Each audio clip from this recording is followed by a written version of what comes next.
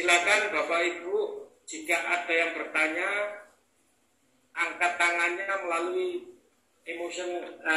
emoticon ini, raise hand ya. Terima kasih. Di chat sudah saya kirimkan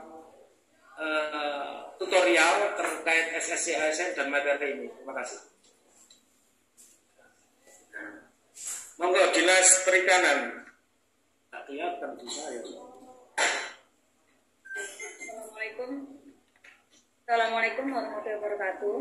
Waalaikumsalam warahmatullahi wabarakatuh. Ya, kami dari Dinas Perikanan mau menanyakan terkait itu Pak, apa namanya tuh? Kan Dinas Perikanan itu ada yang lulusan SMA, sedangkan di sana itu yang dibuka pemadam kebakaran ya kalau nggak salah 36 orang.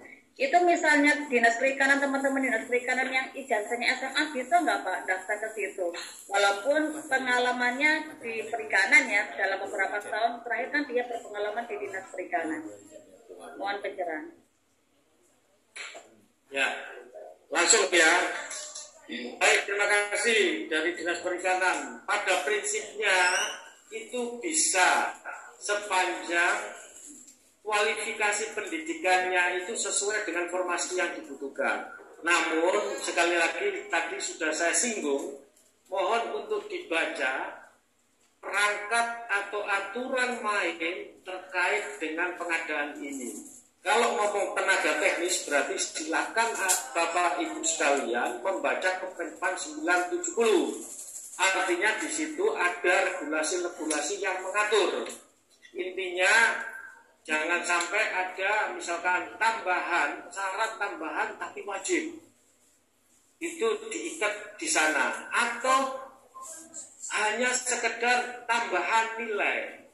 Artinya kalau tambahan nilai itu lebih lunak. Tapi silakan dibaca dengan seksama sendiri ya. Jangan sampai terjadi mispersepsi. Terima kasih.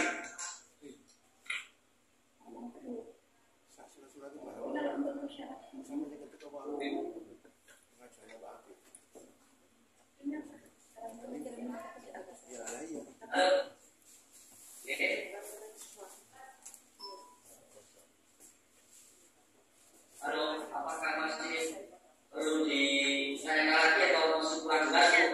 Ya sudah jelas Pak. Berarti ini untuk umum ya, misalnya dulu misalnya ada daerah, ada misalnya dari OPD lain kebetulan backgroundnya adalah S1 perikanan juga bisa ya daftar ke sini ya Pak nggih. Asalkan walaupun dia punya pengalaman beda OPD tadi, beda bidang nggih. Selama dia background pendidikannya sama berarti mereka masih bisa. Pada prinsipnya demikian Bu. Silakan ijazah harus sesuai dengan formasi jabatan yang dilamar. Tapi seperti yang saya sampaikan, tolong dibaca aturan yang ada di situ. Kami sudah memflorkan, artinya sudah mengupload aturan-aturan main yang akan digunakan dalam pentahapan CASN 2022. Tidak ada yang kami tutupi, tidak ada kami umpeti, semuanya terbuka. Terima kasih. Oke, matur nuwun Pak Agus. Oke, sama-sama. Monggo selanjutnya dari D3A. Monggo Ibu, Bapak.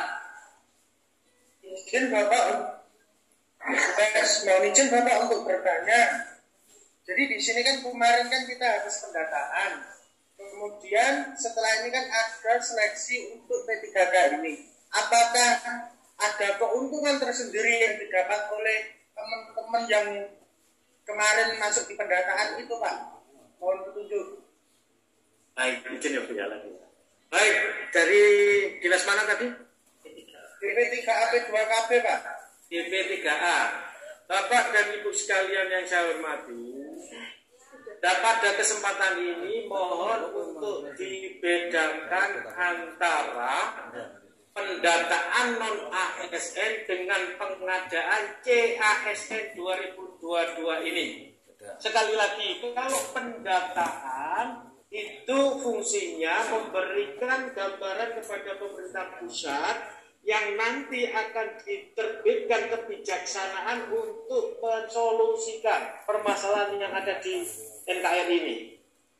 Namun di dalam pengadaan CASN ini tidak menutup kemungkinan rekan saudara-saudara saya yang non ASN sepanjang memiliki atau memenuhi persyaratan dipersilahkan untuk mendaftar. Jelas ya? Oke, monggo Bu, kalau ditambahkan silakan. Bapak Ibu peserta Zoom meeting yang saya hormati, jadi menyambung apa yang sudah disampaikan oleh Pak Agus, bahwa pendataan non ASN yang kemarin sudah Bapak Ibu lakukan, seluruh OPD lakukan, itu hanya untuk pemetaan, bukan memberikan keuntungan pada saat pelaksanaan rekrutmen CASN P3K tahun anggaran 2022. Tujuannya kenapa pemerintah pusat itu meminta data dari seluruh lembaga di bawah naungan NKRI, baik pemerintah kabupaten kota, provinsi maupun lembaga-lembaga yang ada di pusat maupun daerah yang menjadi kewenangan pusat, itu adalah untuk memberikan gambaran seberapa banyak jumlah tenaga non ASN yang selama ini sudah mengabdikan diri di lingkungannya masing-masing, untuk diberikan gambaran yang sudah dinyatakan memenuhi syarat. Pemerintah pusat memberikan kebijakan, diberikan kesempatan untuk mengikuti tes atau seleksi, baik itu CPNS maupun calon P3K. Jadi apabila ada di antara Bapak Ibu semuanya, adik-adik saya yang kemarin masuk pendataan, apabila di tahun anggaran 2022 ini mengikuti tes dan lulus, itu alhamdulillah, jadi itu suatu keniscayaan. Jadi tidak disangkut pautkan secara langsung pendataan itu dengan pengadaan CASN P3K tahun 2022. Saya rasa cukup jelas apa yang sudah kita sampaikan secara tertulis maupun pada saat itu juga Pak Agus melakukan Zoom meeting pada saat pendataan tenaga non ASN. Terima kasih.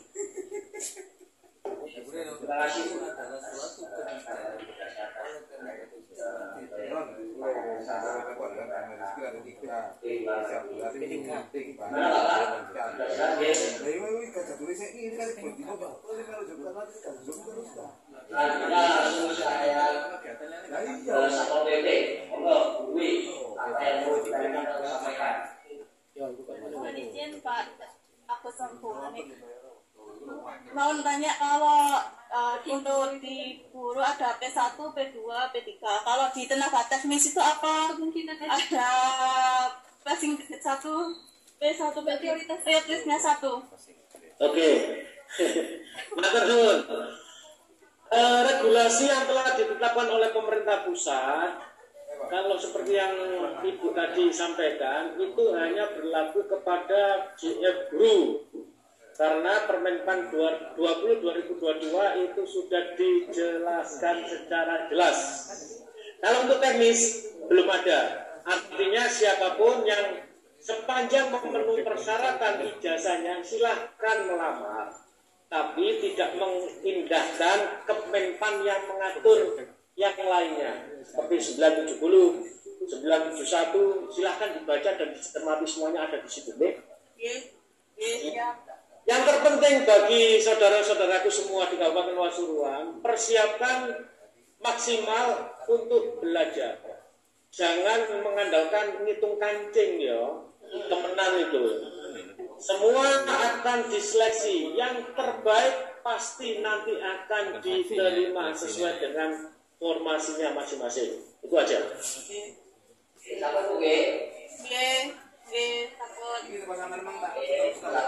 Selanjutnya langsung saya ke perpus.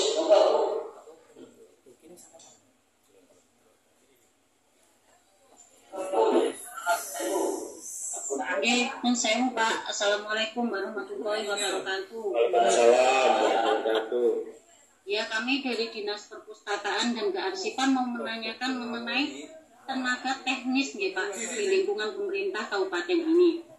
Untuk mengenai teknis ini, dalam hal ini kami masih kurang paham ya Pak. Itu apakah juga mengikuti pustakawan sebagai misalkan S1 ilmu perpustakaan. Nah, di sini kita yang membuat bingung, Pak. Misalkan sekolah kita dari kearsipan dan perpustakaan biasanya itu kan menggabung ya, Pak. Menggabung. Apakah di sini untuk formasi perpustakaan dan kearsipan itu kita bisa ikut melamar maupun boten ya, Pak? Ngapunten sebelumnya.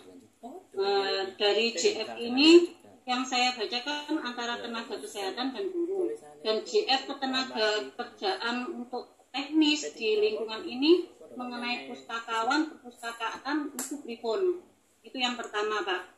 Nah, misalkan di perpustakaan itu bisa kita melamar, apakah untuk nilai-nilai dari sertifikat yang pernah kami ikuti dalam BIMTEK ataupun sosialisasi serta yang lainnya yang berhubungan dengan perpustakaan, apa bisa kita cantumkan untuk menambah nilai?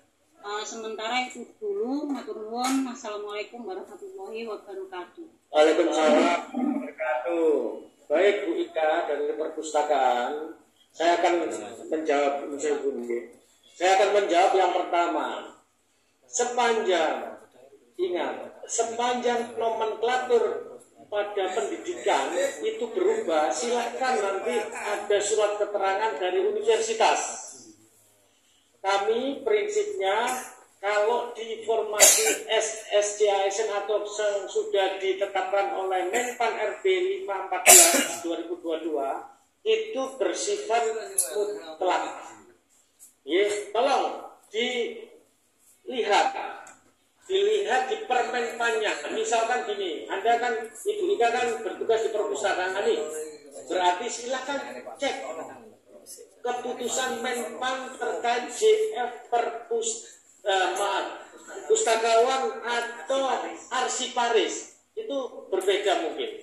Silakan di sana pasti ada di keputusan Menpan terkait dengan JF yang saya sebutkan pada pasal pertama kali pengangkatan dalam jabatan minimal pendidikan bla bla bla, itu jelas. Monggo di Persani, saya terserah, saya tidak akan pernah menghafal banyak kecuali yang pernah saya baca, insya Allah akan saya ingat. Jelas ya? Yang berikutnya terkait dengan sertifikat pendidikan, saya tadi sudah menyampaikan, silakan baca. Kalau terkait tenaga teknis berarti ada 9 Kepmenpan 970 tahun 2022. Itu terbitnya masih fresh from the oven itu tanggal 20 Oktober. Silakan baca. Di situ ada keterangan tambahan wajib ataukah sebagai tambahan nilai. Silakan dibaca ya di situ.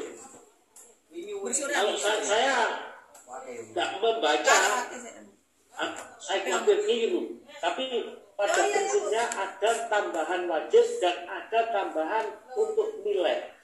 Terima kasih. Tidak apa-apa, disiapkan saja semuanya dokumennya. Yang penting sepanjang Bapak Ibu semua mengeksplor SSCASN belum merisum itu masih bisa.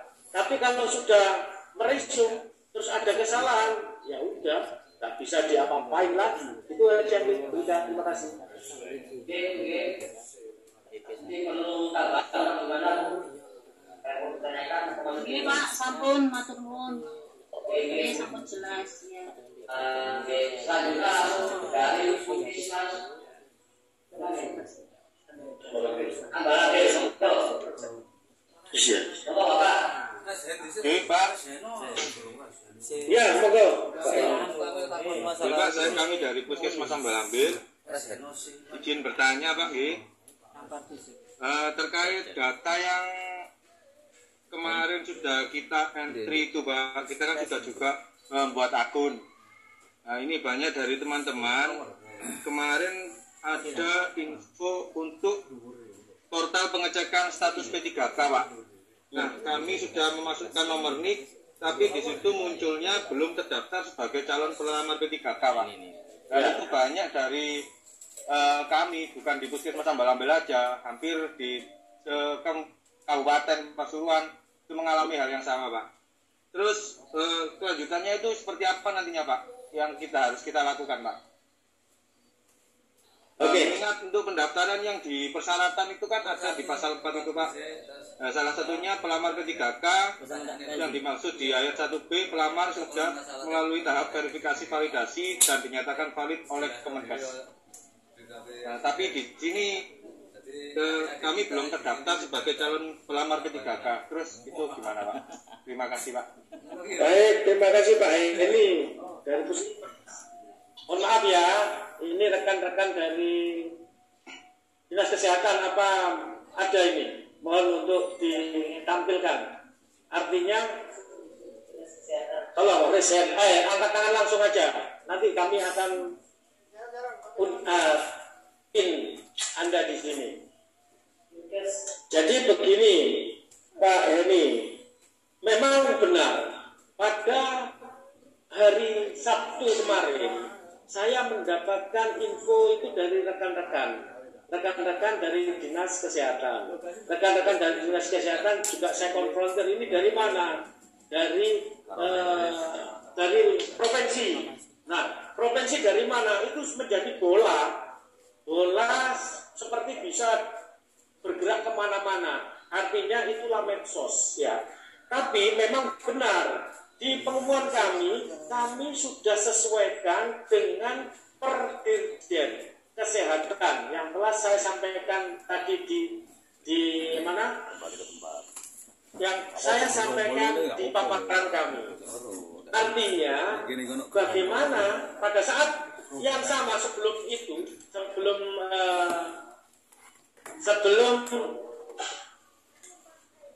Sabtu siang itu saya sudah sampaikan bahwa tolong disiapkan karena saya melihat ini ada potensi rekan-rekan yang tidak terdata.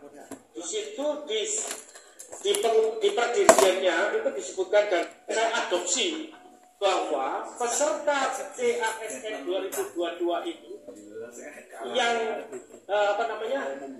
berasal dari THK 2 yang datanya tervalidasi oleh BKN. Yang kedua, data tenaga kesehatan yang masuk di dalam sistem informasi sumber daya manusia kesehatan SISDMK cut-off per 1 April 2022. Nah, mengenai pendataan dalam hal ini terhadap Tenages kami, Badan Kepegawaian dan Pengembangan Sumber Daya Manusia Kabupaten Pasuruan sama sekali tidak mengetahui hal ini. Mohon untuk bisa dipahami bersama bahwa yang bisa menjelaskan adalah nanti rekan-rekan di sektor kesehatan. Monggo silakan, itu ada Dinas Kesehatan. Silakan untuk memberikan tanggapan atau penjelasan terkait dengan hal yang ditanyakan oleh saudara kami di Puskesmas Ambal Ambil. Waktu dan kesempatan saya sangat berikan. Monggo silakan rekan dari Dinas Kesehatan.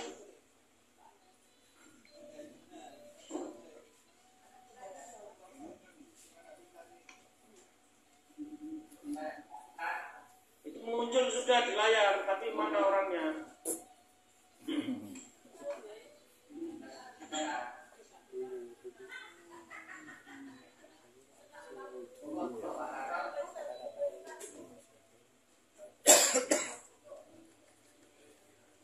Oke, ada. Mungkin Ibu Kabar memberikan tambahan.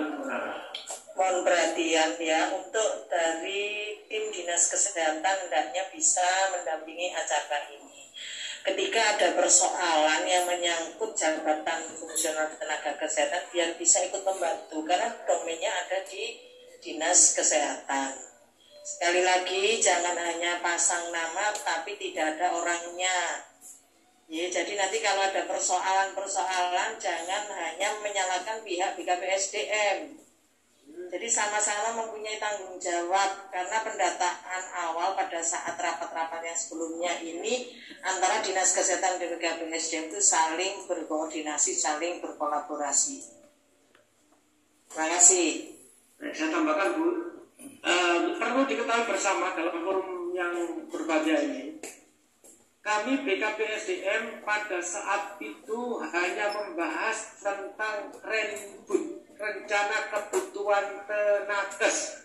Kami hadir di situ dalam satu ruangan, ada rekan dari Dinas Kesehatan, ada dari unsur rumah sakit Bangil, ada unsur rumah sakit gratis, semuanya kami satukan, tapi khusus untuk membicarakan tentang kebutuhan tenaga kesehatan. Kami malah tidak tahu kalau ada pendataan tenaga kesehatan.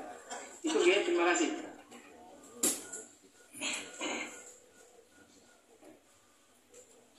Jadi jelas Pak Heru ya, dari Ambal-Ambil ya. Iya Pak. Iya Pak, terima kasih Pak. Ye, terima kasih. Kami menunggu dari Komisi Kesehatan terkait hal itu. Selanjutnya ada ke Dinas dengan Bapak Peyon. Oke, terima kasih Pak Ipung dan juga Bu Kaban, Pak Agus, mewakili dari Dinas Pendidikan. Ini ada beberapa hal yang ingin kami ini ada suaranya, nggak ada video ini. Oh sudah Pak, sudah muncul ini videonya. Muncul lagi.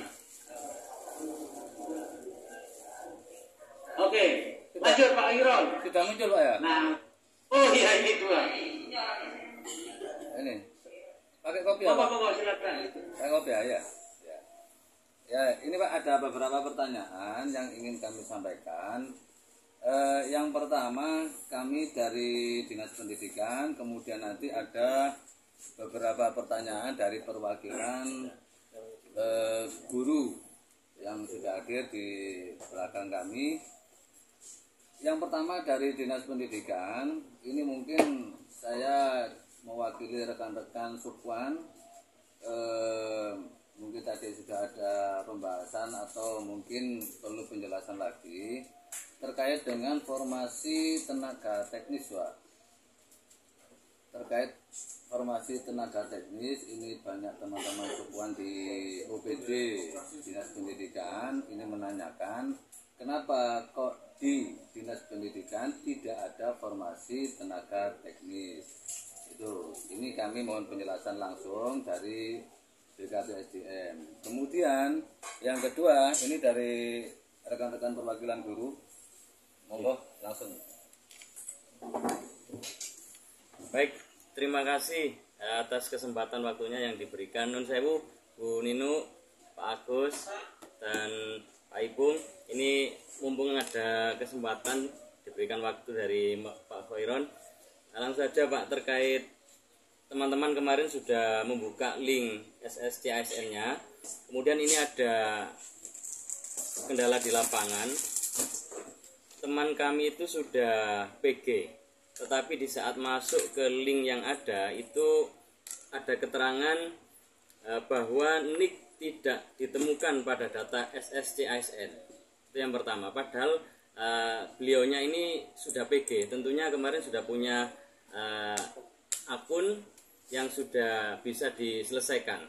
Itu yang pertama. Kemudian yang kedua, teman-teman tidak cuma P2 atau P3, bahkan ini P1 atau teman-teman yang sudah PG itu masih ada bunyi keterangan juga instansi sudah tidak tersedia lagi terkait formasi. Nah, sedangkan ini kesempatan di tahun 2022 ini saya rasa diprioritaskan untuk teman-teman PG lebih dulu, tetapi masih ada keterangan yang seperti ini, jadi teman-teman sedikit resah, ingin kejelasan bagaimana nasib mereka yang sudah PG ini. Tetap ada keterangan tidak ditemukan formasi di lembaga yang bersangkutan. Itu yang kedua Bapak. Kemudian yang terakhir,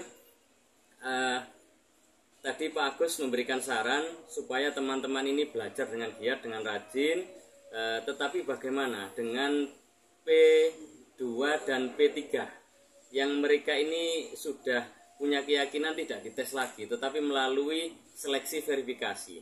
Nah, mohon petunjuk teman-teman ini banyak yang tanya Pak Agus, verifikasinya ini seperti apa saja kira-kira?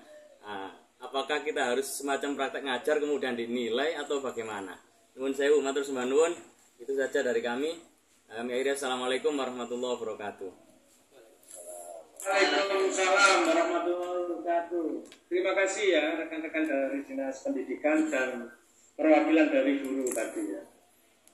Izin dulu saya jawab begini.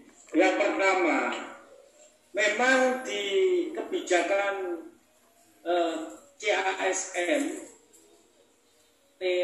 tahun anggaran 2022 ini berbagai macam kebijakan yang diambil. Kalau ngomong guru berarti ada kebijakan harus sesuai dengan Permenpan 20 2022 atau Juknis dari Kementerian Pendidikan 348 2022. 349 sorry. Itu sudah jelas bahwa aturan main yang bisa melamar di CASN 2022, satu adalah pelamar prioritas, yang kedua adalah pelamar umum. Pelamar prioritas terbagi menjadi 3, prioritas P1, P2, P3. Semasing-masing prioritas P1 itu adalah semua tenaga K2, tenaga non ASN di sekolah pemerintah, lulusan PPG dan swasta, guru swasta yang memenuhi passing grade di tahun 2021. Ya, di situ intinya. Kemudian P2 adalah tenaga honorer kategori 2 yang tidak memenuhi passing grade. Kemudian prioritas ketiga adalah guru negeri non ASN dan lulusan PPG yang datanya didapodik minimal 3 tahun. Kalau yang umum atau P4 istilah kita itu adalah semua non ASN di sekolah negeri yang datanya didapodik kurang dari 3 tahun. Mengenai terkait dengan ini tidak dapat ditemukan, mohon yang bersangkutan sampaikan Pak Sopoyo, itu lupa saya. Yuda Pak. Pak Yuda, tolong sampaikan kepada yang bersangkutan. Jadi mereka jangan pasif. Kalau sudah mengetahui hal ini, langkah selanjutnya yaitu menghubungi Dukcapil. Halo Dukcapil di situ, atau menghubungi Dukcapil di Kabupaten Pasuruan, sama itu. Bisa jadi NIK-nya belum aktivasi atau belum tersinkron. Itu sama dengan pendataan non ASN yang kemarin, sebulan kemarin dilaksanakan. Jelas? Nah, kalau ada pesan galak yo istilahnya di aplikasi itu, silakan jangan menghubungi kami dulu, tapi pesan di situ dicermati menghubungi siapa. Ya, itu. Yang berikutnya, data P1 saudara kami di Kabupaten Pasuruan yang telah memenuhi passing grade itu harus mengupdate di, ayo itu ada Pak Khairon, tolong dicek lagi updating data terkait dengan rekan-rekan yang dinyatakan P1, apakah ijazahnya sudah tersinkron di info GTK, apakah ada ijazah yang terbaru yang dimiliki dan disinkronkan, itu monggo silakan. Nah, kami nggak tahu kalau tidak melakukan sinkronisasi itu urusan, artinya bukan kami melepas, tidak, tapi mekanismenya adalah data harus sinkron dengan Dapodik. Itu kata kuncinya. Manakala tidak sinkron, ini hasilnya.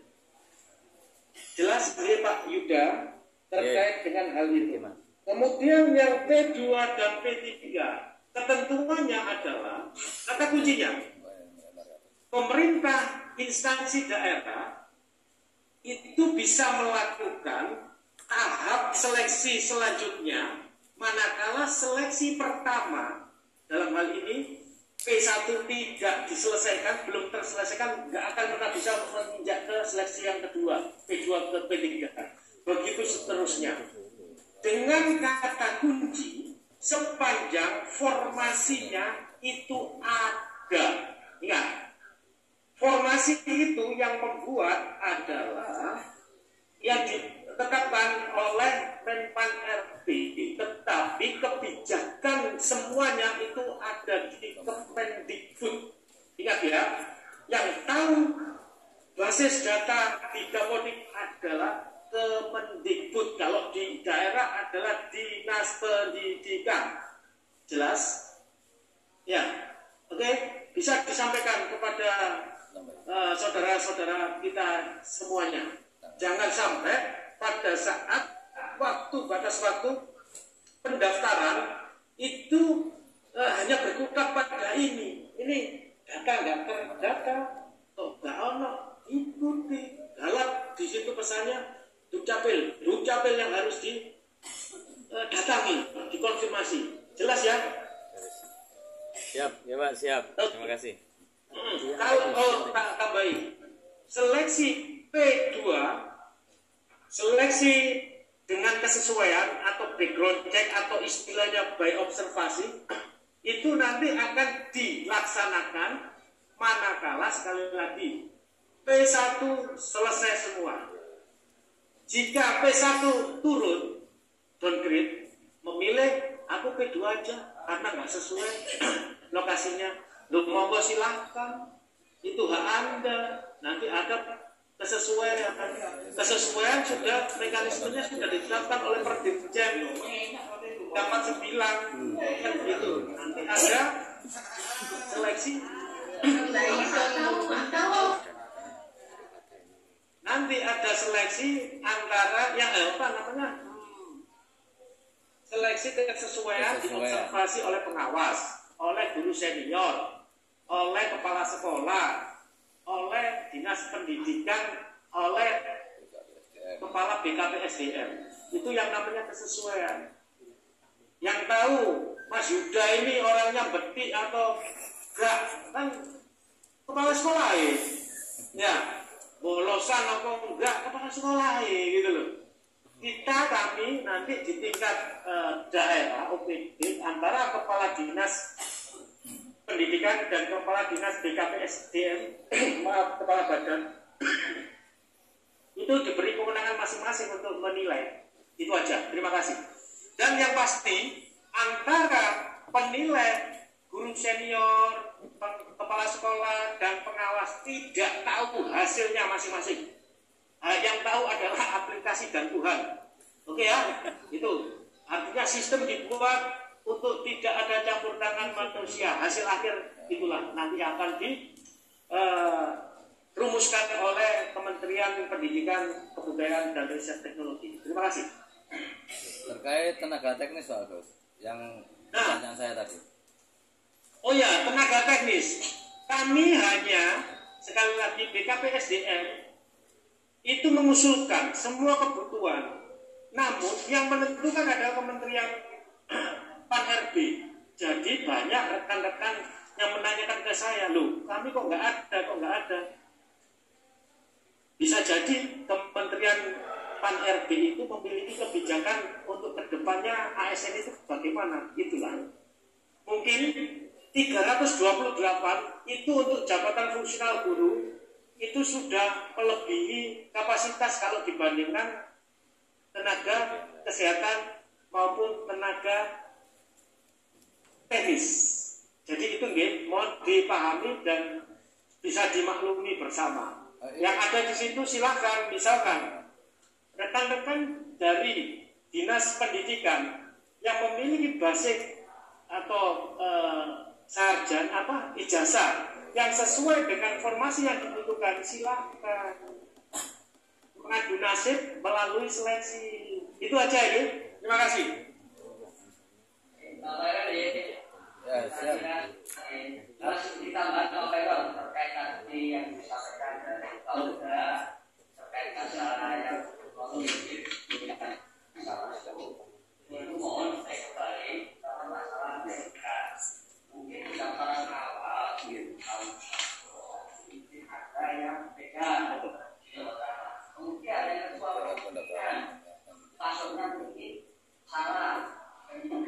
masukan mohon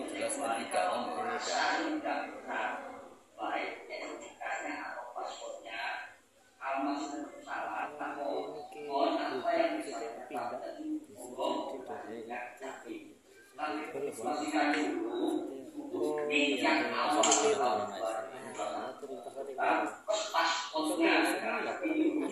berarti mungkin ketika paspornya baca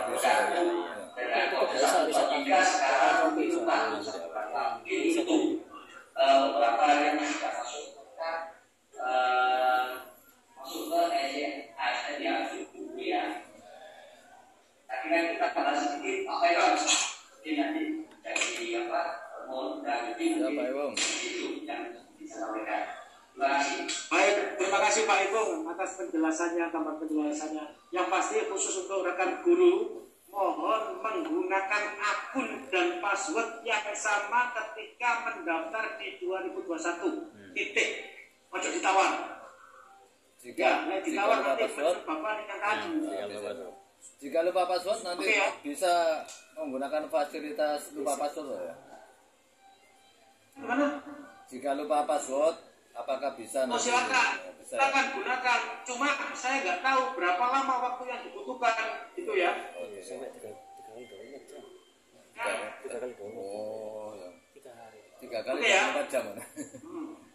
Saya rasa sudah jelas. Nah, ini kebetulan dari Dinas Kesehatan itu tampil. Monggo Bapak atau Ibu Bu Ani ya itu ya.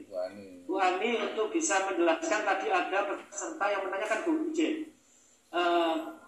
Ada peserta yang tidak terdata di sebagai peserta P3K 2022 di SIM SDMK. Terima kasih. Assalamualaikum. Waalaikumsalam. Izin Pak, ini nanti dijelaskan staf kami yang ngurusi tentang nakes fungsional, yang fungsional. Jadi kenapa kok bisa nggak masuk ini Bang? Assalamualaikum warahmatullahi wabarakatuh. Yunizin Makros, saya Hendi dari seksi SDMK, kebetulan yang memegang SI SDMK, Sistem Informasi Sumber Daya Manusia Kesehatan. Jadi perlu kami jelaskan sedikit mengenai SDMK ini. SDMK ini adalah aplikasi yang langsung masuk di situsnya Kementerian Kesehatan. Situsnya masuk di sana. Yang memasukkan ini adalah rekan-rekan kami yang berada di Fasiankes. Bisa jadi di puskesmas, RSUD atau rumah sakit swasta, klinik juga, apotek juga, itu sudah kami sediakan masing-masing akun. Di dalamnya, di dalam SDMK ini, yang perlu diinputkan banyak. Satu ada biodata. Biodata ini kunci satunya NIK. NIK, ada nama, tanggal lahir, alamat, dan sebagainya.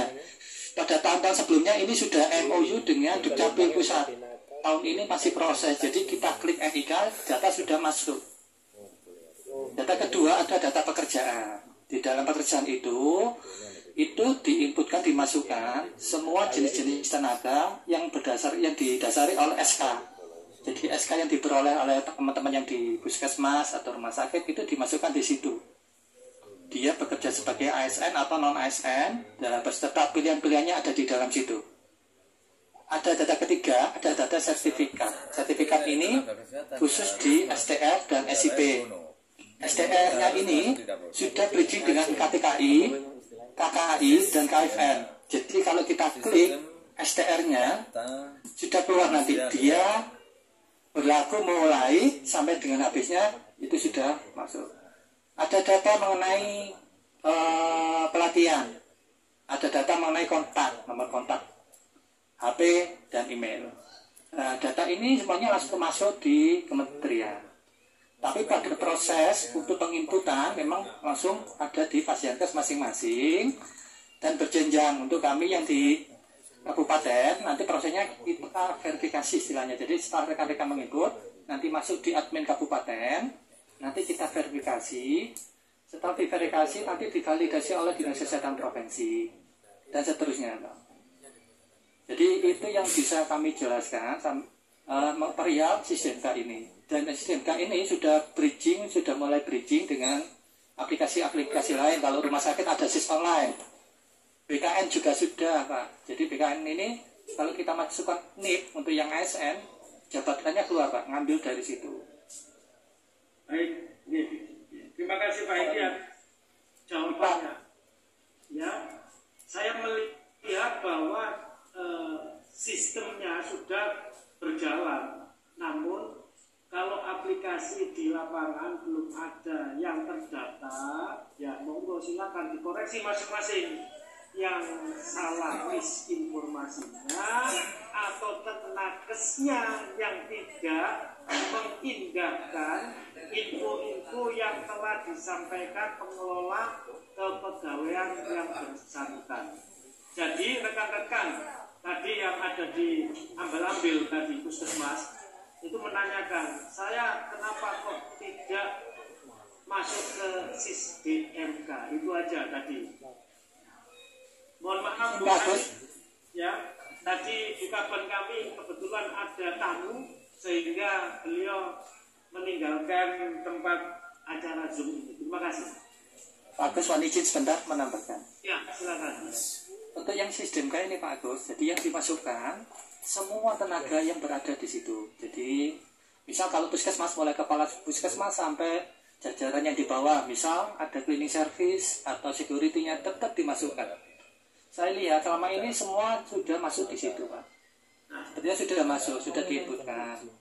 Cuman untuk perihal verifikasi pusat ini yang memang kami tidak tahu. Ini yang bukan wewenang kami. Kami di sini sudah mengimbau kepada rekan-rekan, mohon diinput sesuai dengan yang ada di aplikasi.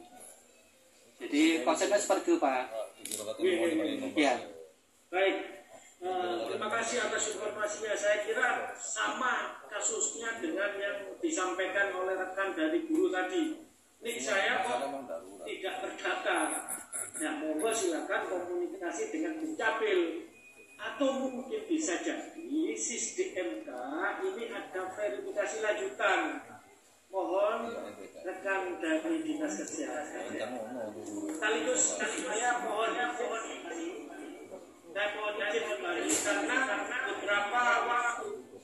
beberapa waktu ke depan itu sudah kami susun jadwal untuk melakukan pendampingan kepada rekan-rekan calon pelamar P3K, entah itu dari guru, berarti rekan-rekan nanti dari Dinas Pendidikan mendampingi kami. Kalau ada pas jadwalnya tenaga kesehatan, berarti saya minta dari Dinas Kesehatan juga mendampingi kami dalam melakukan sosialisasi ini seperti yang telah berjalan ini. Itu aja. Terima kasih Bu Ani.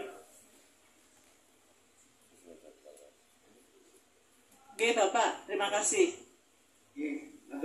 Saya rasa sudah terjawab semua rekan-rekan apa yang telah dijelaskan oleh Pak Indri tadi dari Dinas Kesehatan terkait dengan mekanisme pendataan tenaga kesehatan. Kalau terjadi masih ada tercecer, yang tahu adalah artinya silakan komunikasi atau ditindaklanjuti bagaimana. Saya rasa Dinas Kesehatan mungkin melalui adminnya bisa mengkomunikasikan manakala yang bersangkutan sudah terdata namun tidak, ketika memasukkan NIK tidak terdata jawabannya, itu harus bagaimana? Karena terus terang saja hari Sabtu sore sampai malam itu ada Zoom dadakan itu dari Dirjen Tenaga Kesehatan, dan di sana disebutkan bahwa yang dapat mendaftar di CASN tahun 2022 dari tenaga kesehatan adalah mereka yang terdaftar di SISDMK. Itu saja. Terima kasih.